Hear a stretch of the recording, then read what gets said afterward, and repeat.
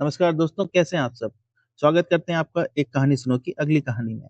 उम्मीद करते हैं कहानी आपको अच्छी लग रही है। अगर ये कहानी आपको अच्छी लग रही है, तो आप इसे लाइक करें, कमेंट करें, दोस्तों के साथ शेयर करें। ऐसी और कहानी देखने के लिए हमारे चैनल को सब्सक्राइब करें। दोस्तों, अगर आपके पास भी ऐसी कोई कहानी है जो आप हमसे शेयर करना चाहते हैं, तो आप हमें कमेंट में लिख सकते हैं या आप हमें ईमेल भी कर सकते हैं। ईमेल हमारे कमेंट में आपको मिल जाएगा, पहले कमेंट में आपको ईमेल मिल जाएगा। तो दोस्तों, बिना किसी देर के शुरू करते हैं आज की कहानी। आज की कहानी एक बहुत ही प्रेरणादायक कहानी है, जिसका शीर्षक है तुलना और काबिलियत। तो आइए शुरू करते हैं आज की कहानी। दोस्तों, एक बार की बात है, मधुवन वन में एक कौवा खाने की तलाश में आकाश में उड़ रहा था। उन दिनों वो कौवा अपने जीवन से बहुत ही संतुष्ट था। उसे लगता था कि वह बहुत खुश है और जंगल का सबसे अच्छा प्राणी है।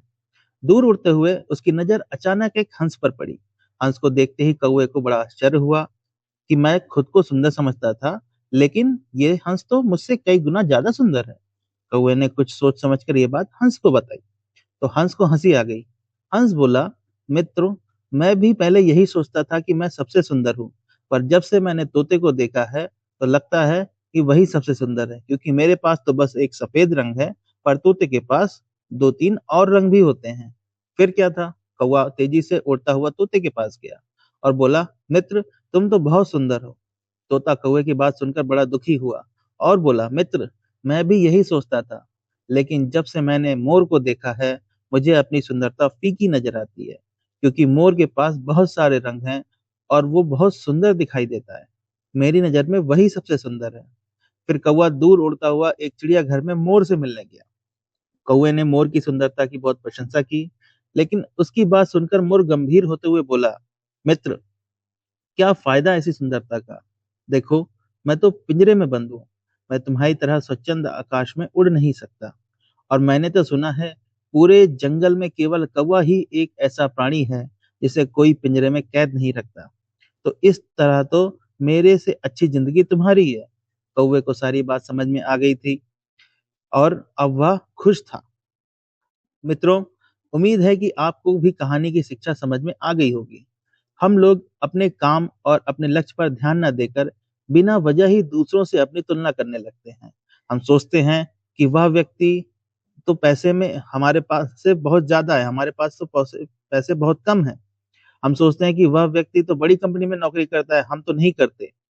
हम सोचते हैं कि वह व्यक्ति तो बहुत सुंदर है, मैं तो नहीं हूँ। हम सोचते हैं कि वह व्यक्ति बहुत बुद्धिमान है और मैं नहीं हूँ। हम सोचते हैं कि वह व्यक्ति बहुत अच्छा है, मैं नहीं हूँ। पढ़ाई में बहुत अच्छा है, मैं नहीं हूँ।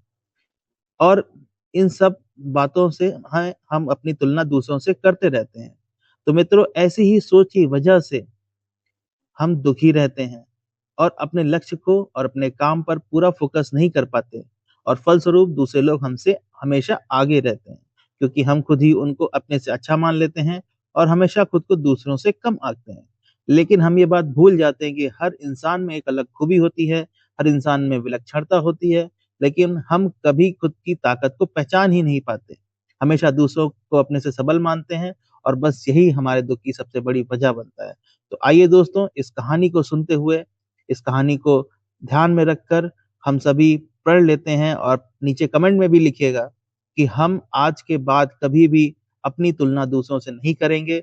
पूरा फ़ोकस अपने लक्ष्य पर लगाएँगे और फिर देखिएगा कि हम लोग बहुत जल्दी बाकी लोगों से मीलों आगे निकल जाएँगे और अपनी ज़िंदगी में अच्छी-अच्छी सफलताएँ और अच्छे-अच्छे मुकाम को हासिल करेंगे। उम्मीद करते हैं ये कहानी आपको पसंद आई होगी। अगर ये कहानी आपको पसंद आई है, तो इसको लाइक करिए, कमेंट करिए, दोस्तों के साथ शेयर करिए, और ऐसी और कहानी देखने के लिए हमारे चैनल को सब्सक्राइब करिए। फ़ेसबुक पर देख रहे हैं तो पेज को ज़रूर से ज़रूर फ़ॉलो करिए। धन्यवाद।